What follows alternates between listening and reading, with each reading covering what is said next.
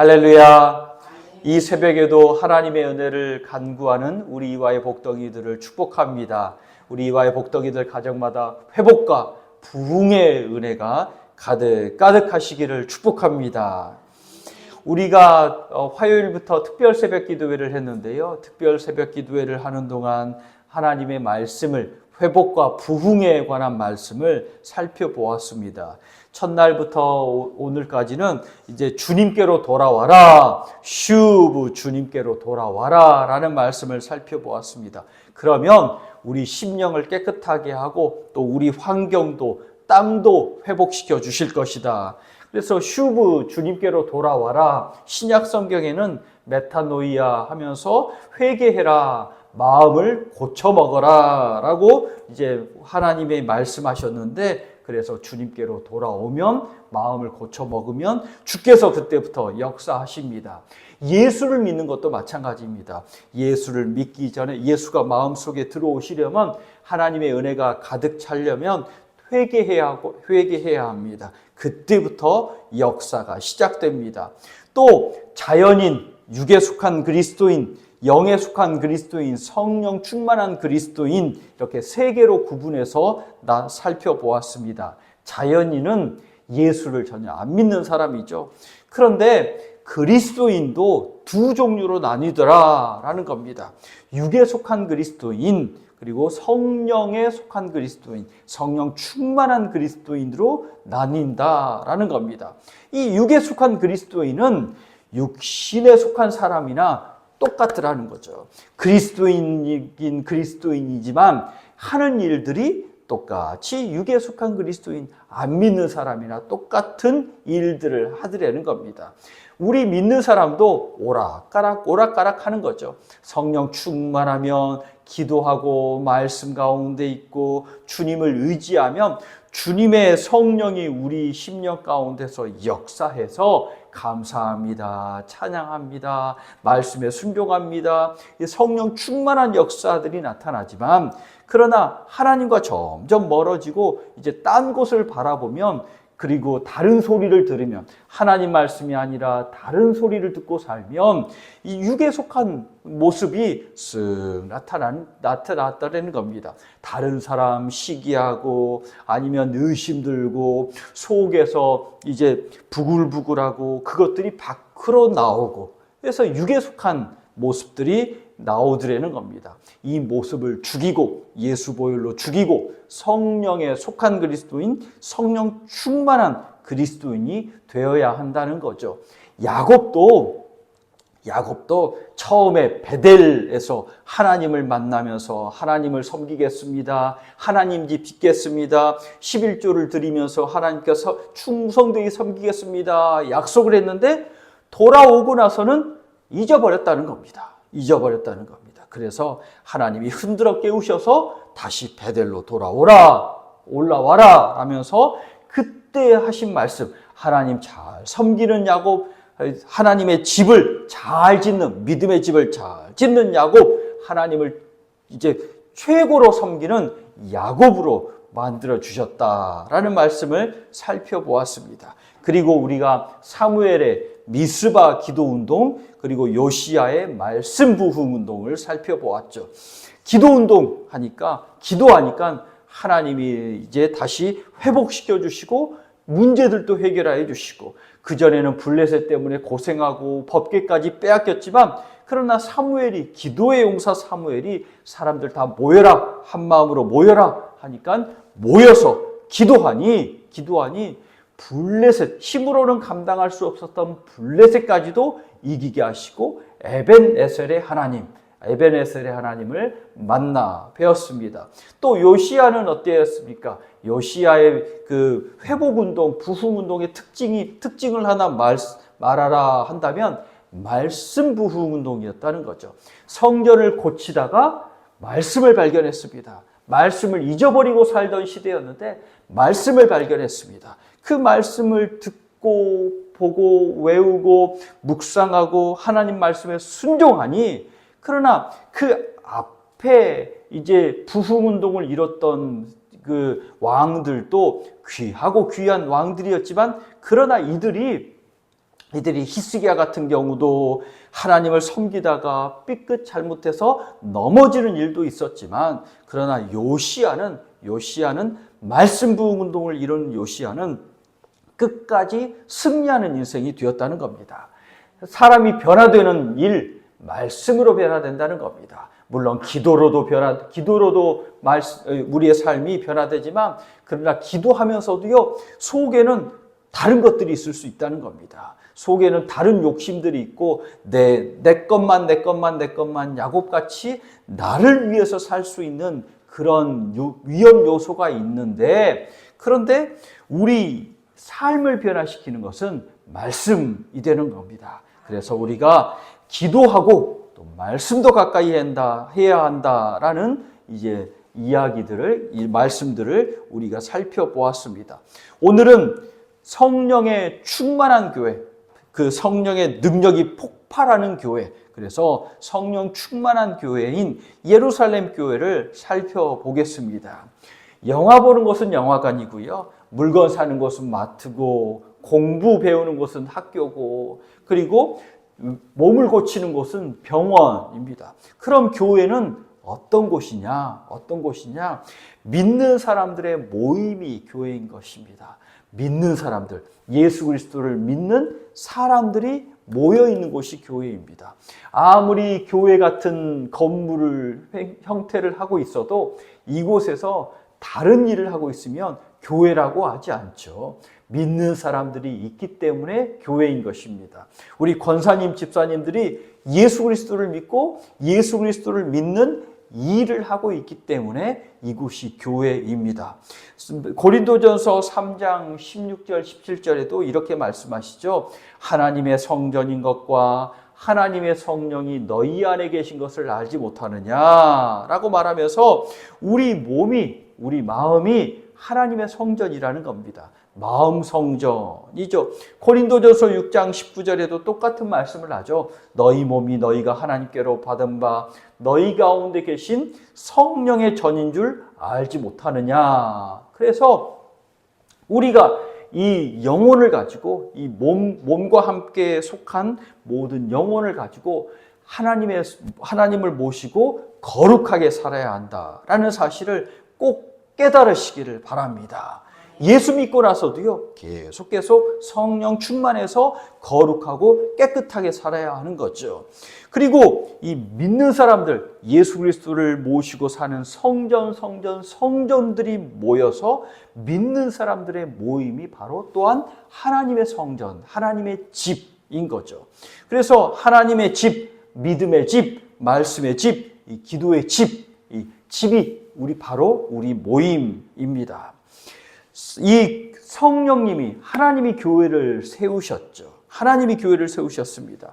성령이 임해서 예루살렘 교회가 세워졌고요, 안디옥 교회가 세워졌고, 각 지역의 교회가 세워졌습니다. 바울은 그 지역의 교회에 편지를 하는데 빌립보 교회에, 데살로니가 교회에, 골로새에 있는 교회, 지역교회에 편지를 보냅니다.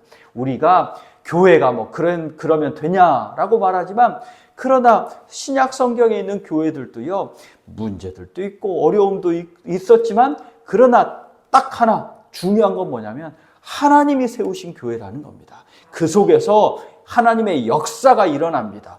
우리가 혹시 교회가 그러면 되냐? 아이고, 교회 허물이 보인다. 그래도 그 속에서는요, 어떠한 일이 있어도 성령께서 역사하신다는 사실을 깨우치시기 바랍니다. 그래서 시험에 든 자들, 믿음이 약해진 자들, 이제 교회에 대해서 아니면 성도에 대해서 이러쿵저러쿵 말하는 사람들은요, 뭐가 안 보이냐면 성령께서 역사하시는 것이 안 보입니다. 그냥 허물만 보입니다. 허물만. 그러면 허물만 보이고 그것을 쏟아내는 그 일 자체가 바로 내가 성령 충만한 게 아니라 육에 속한 것이죠. 그럼에도 불구하고 성령께서 역사하시는 것이 보이고, 그것을 믿고 의지하고 그 역사들이 더욱 크게 되기를 기도하는 사람이 성령 충만한 사람임을 깨달으시기 바랍니다. 사람들의 허물도 있습니다. 그렇지만 교회가 성령께서 주장하시고 성령께서 운행하시는 곳입니다. 왜 이런 역사가 일어나느냐? 예수 그리스도께서 핏값으로 사신 교회이기 때문이죠. 예수의 핏값으로 사신 교회. 예수 핏값만큼 소중한 것이 어디 있겠습니까? 우리도요, 내 자식 최고로 여깁니다. 왜냐하면 내가 죽었다 깨어나서 이제 나온 자식이기 때문입니다. 내 자식하고 바꿀 수가 없습니다. 오히려 내가 죽으면 죽었지 내 자식을 살리려고 하는 게 부모의 마음 아니겠습니까? 하나님도 교회를 세우실 때 아들을 내어주시고 교회를 세우셨다는 사실입니다. 그래서 그만큼 하나님이 우리 이화교회를 사랑하시고 귀하게 여기시고 복되게 여기시고 역사하여 주시는 줄 꼭 깨우치시기를 바랍니다. 우리 속에 하나님의 집, 믿음의 집, 말씀의 집, 기도의 집에 대한 다른 소리를 할 때 아이고 이거는 하나님이 기뻐하시는 것이 아니구나. 그럼에도 불구하고 하나님이 역사하고 계시지라는 성령의 깨달음이 있으시기를 간절히 축복합니다. 저도 개인적으로요, 하나님의 집, 말씀의 집, 기도의 집이 매우 중요하다고 생각하고요.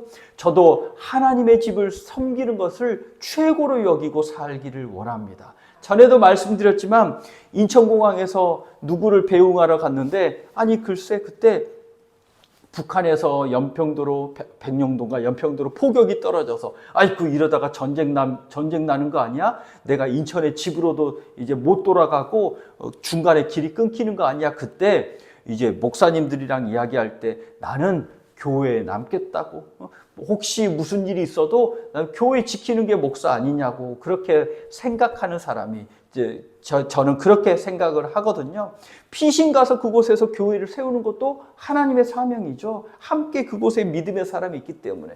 그런데 저는 저에게 주신 마음은 이곳에 있는 교회와 함께 하는 것이 제 믿음이고 신앙 고백이거든요. 하나님의 집이기 때문입니다. 마음 성전과 함께 예배당도 그만큼 중요합니다. 왜냐하면 우리가요, 아버님 어머님에게 아니면 귀한 분에게 옷을 사드립니다. 옷을 왜 사드리냐면 귀한 분의 몸을 담고 있기 때문입니다. 우리가 이 예배당도 우리의 모임도 귀중하고 소중하다라는 사실을 깨우치시기 바랍니다. 어떤 분들은 마음으로 잘 믿으면 되지, 그렇게 말씀을 하시는데요. 그렇지가 않습니다.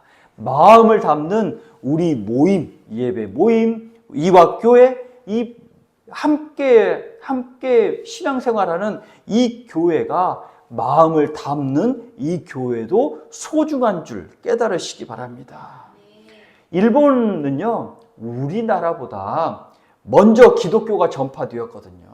우리나라보다 훨씬 먼저 기독교가 전파되어서 이제 서양 문물이 기독교와 함께 전파되어서 이제 그때부터 조총도 들어오고 총도 들어오면서 기독교도 들어오면서 이제 먼저 선진화 발전이 되었잖아요. 그 총을 가지고 이제 우리나라를 쳐들어오고 중국을 쳐들어가겠다고 해서 임진왜란이 발발해서 그때부터 먼저 기독교가 들어왔거든요. 그러면서 부흥을 이루었는데요. 그런데 결론적으로 지금은 기독교가 한국만큼 부흥하지는 않습니다. 여러 가지 이유가 있습니다. 여러 가지 국가적으로도 다른 신들을 다신을 섬기는 그러한 일들이 있기 때문에 기독교가 부흥하지 않는 그런 이유도 있지만 또 하나는 뭐냐면 교회에서요. 교회를 소중히 여기지 않기 때문인 것 같기도 하거든요. 일본은요. 무교회주의라는 사상이 또 크게 발전을 했습니다. 무교회주의, 좋은 말인데요. 그 사상을 또 우리나라의 함석헌 선생이라는 분이 이를 받아들이고 이제 명맥을 유지하고 있긴 하지만 이 무교회주의가 한마디로 말하면 무슨 말이냐면 잘 믿으면 되지. 내가 기도하면 되지. 내가 마음 성전인데 나 혼자 잘 믿으면 되지. 뭐 밖으로 함께 모여서 함께 생활하는 이 교회가 뭐 그만큼 소중하지만 중요하진 않아. 거기 가면 부딪히고 힘들고 어렵고 싸우잖아. 그러니까 나 혼자 잘 믿으면 되지라고 생각하는 것이 무교회주의거든요. 그러다 보니까 혼자 잘 믿으면 되지, 혼자 잘 믿으면 되지 하다가 교회가 흩어지고 그래서 점점 기독교가 이제 후퇴하게 되었습니다. 나 혼자만 잘 믿으면 되지가 아니라 믿음을 담는 그릇도 중요합니다. 그래서 믿음이 있는 사람은요, 예배도 잘 드리죠. 그렇죠? 믿음 있다고 그러면서 예배를 안 드리면 믿음이 있나? 그렇게 고개가 갸우뚱해지잖아요. 믿음이 있다 하면서 말씀 순종하고 또 믿음 있으니까 하나님께 헌신하고 믿음 있으니까 온전한 헌금 생활을 하고 믿음 있으니까 한 사람이라도 더 잘 섬기려고 하는 것 아니겠습니까? 그래서 우리가 믿음을 담는 그릇도 중요합니다. 우리 이화교회가요, 그만큼 중요하다는 겁니다. 우리가 모이는 이 모임이 중요하고요. 함께 신앙생활하는 우리 믿음의 교우들이 그만큼 중요합니다. 그래서 우리 이화교회가 믿음의 집, 말씀의 집, 기도의 집인데 깨끗하고 크고 좋고 하나님의 은혜가 넘치는 그런 믿음의 집, 말씀의 집, 기도의 집, 우리 이화교회가 되시기를 간절히 축복합니다. 예루살렘 교회는 모이기에 힘쓴 교회이죠. 모이기에 힘쓴 교회입니다. 오늘 사도행전 2장 46절을 보십시오. 46절. 날마다 마음을 같이하여 성전에 모이기를 힘쓰고 집에서 떡을 떼며 기쁨과 순전한 마음으로 음식을 먹고 하나님을 찬미하며 또 온 백성에게 칭송을 받으니 주께서 구원받는 사람을 날마다 더하게 하시니라. 여기서의 집은 우리 가정이 아니라 이제 그때는 이런 건물이 없었거든요. 예배당, 교회 건물이 없어서 집에서 모여서 예배를 드렸으니 예배 모임이라는 겁니다. 날마다 예배하면서 날마다 함께 기도하면서 모이기에 힘썼다는 겁니다. 모이면 기도했다는 거죠. 먼저 이 모이는 걸 소중히 여기는 교회였습니다. 히브리서 10장에 보면 잘 아시는 이런 말씀이 있죠. 모이기를 패하는 어떤 사람들의 습관과 하지 말고 어떤 사람들이 야 그거 모여도 안 모여도 괜찮아. 안 모이고 혼자 믿어도 돼. 이렇게 말하고 다니는 사람이 있었나 봅니다. 그러니 모이기를 피하는 그런 사람들 습관과 같이 하지 말고 오직 권하여 그날이 가까움을 볼수록 더욱 그리하자. 더욱 그리하자는 더욱 힘써 모이자라는 이야기입니다. 그러니 이 모이면서 예배하고 찬양하고 기도하고 사랑하고 말씀을 나누고 이 일이 더욱 흥하게 있어야 합니다. 예루살렘 교회는 120명이 먼저 모여서 기도한 곳이죠. 기도하여 성령의 은혜를 체험한 곳입니다. 성령의 역사가 가득 찹니다. 말씀의 역사, 사랑의 역사, 찬양의 역사, 봉사의 역사, 헌신의 역사, 나눔이 가득가득한 교회입니다. 왜냐하면 성령을 간구했기 때문이고 성령께서 역사하시기 때문이죠. 4장 20절을 보십시오. 사도행전 4장 20절 신약성경 193면 4장 20절 말씀 한 목소리로 읽겠습니다. 우리는 보고 들은 것을 말하지 아니할 수 없다 하니. 아멘. 이게 무슨 말씀입니까? 사도 베드로가 이제 믿음의 제자들이, 믿음의 사람들이 예수님께 배운 거, 예수님께 보고 배운 거, 체험한 것, 내가 그거 진짠데 막아도, 하지 말라고 해도 말할 수밖에 없다. 증거할 수밖에 없다. 이게 진짜이기 때문이다. 라면서 담대하게 말씀을 전합니다. 이게 그 40일 전에 어떤 일이 있었죠? 40일 전에, 한 달 반 전에 어떤 일이 있었냐면 똑같은 예루살렘에서요, 예수님이 십자가에 달려 돌아가셨습니다. 그렇죠? 사람들은 예수 당연히 죽어야 되는 사람이라고, 그리고 죽이라고 했고요. 종교 지도자들도 예수 잡아 죽여야 된다고, 그래서 예수님을 십자가에 달려 돌아가게 하신 사건이 40일 전에 있었습니다. 40일 후면 한 달 반이면요, 그리 오래된 때가 아니죠. 이 제자들도요, 숨죽이고 살아야 될 때입니다. 그렇죠? 같이 잡아서 예수 믿는 사람이라고 혼나면 어떻게 됩니까? 그러니 똑같이 숨어서 지내야 되는 때인데, 그런데도 이 예수의 제자들은 벌떡 일어나서 담대하게 예수가 그리스도라고 복음을 전합니다. 뭐가 달라졌죠? 상황은 달라진 게 없습니다. 상황은 똑같습니다. 험악한 상황 그대로입니다. 그렇지만 제자들이 달라졌습니다. 제자들이 성령 충만함을 받게 된 거죠. 그러니 제자들이 달라지니 세상이 달라집니다. 우리 이화교회도요, 마찬가지입니다. 어서 오십시오. 제가 예수 믿겠습니다. 이 마을이, 온 나라가 예수 믿는 마을이 되겠습니다라고 세상이 와가지고요, 덥석 믿는 그런 일은 없습니다. 언제나 똑같이 그렇고 그럴 것입니다. 그렇지만 우리 예수 믿는 사람이 성령 충만해서 담대하게 복음을 전할 때 그 세상이 변화되는 것이죠. 내가 먼저 성령 충만함으로 변화되어야 되는 줄 믿으시기 바랍니다. 내가 변화되니까 성령 충만한 교회가 되고, 내가 변화되니까 말씀 충만한 교회가 되고, 내가 변화되니까 사랑 충만한 교회가 되는 거죠. 나에게 은혜가 없으니까 교회가 은혜가 없는 거고, 나에게 말씀이 없으니까 내가 교회잖아요.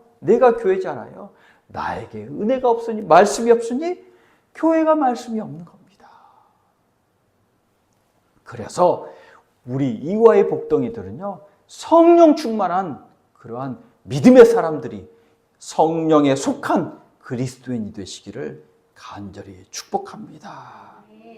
저는 우리 이화교회가 예루살렘 교회와 같이 성령 충만한 교회 되시기를 간절히 축복합니다. 이 예루살렘 교회가 성령으로, 은혜로, 말씀으로, 사랑과 헌신으로 빵빵하게 됐잖아요. 빵빵하게 됐어요. 그러니 바늘 하나로, 핍박이라는 바늘 하나로 콕 찔렀더니 빵 하고 터집니다. 온 세상으로 복음을 전합니다. 예루살렘에서 온 유대와 사마리아와 땅 끝까지 증인이 되어 복음을 전합니다. 바로 성령 충만함에서부터 역사가 시작됩니다. 우리 이화교회도 모이면 기도하고 흩어지면 전도하는 교회가 되시기를 간절히 축복합니다. 오늘 우리 208장 함께 다시 한번 부르시고 나서 함께 기도하시는데, 이렇게 기도하시기를 바랍니다. 첫째로는요, 예수님의 핏값으로 사신 우리 이화교회를 사랑하고 소중하게 섬기기를 원합니다. 208장입니다. 그래서 예수님의 핏값으로 사신 우리 이화교회를 사랑하고 소중하게 섬기기를 원합니다. 또 둘째로는 모이기를 패하는 어떤 사람들의 습관과 같이 하지 말고 오직 권하여 그날이 가까움을 볼수록 더욱 모이기에 힘쓰는 교회 되게 하여 주시옵소서. 또한 우리 이화교회가 셋째로 모이면 기도하고 모이면 은혜를 나누고 흩어지면 전도하는 우리 이화교회 되게 하여 주시옵소서. 우리 208장 함께 부르시고 기도합니다.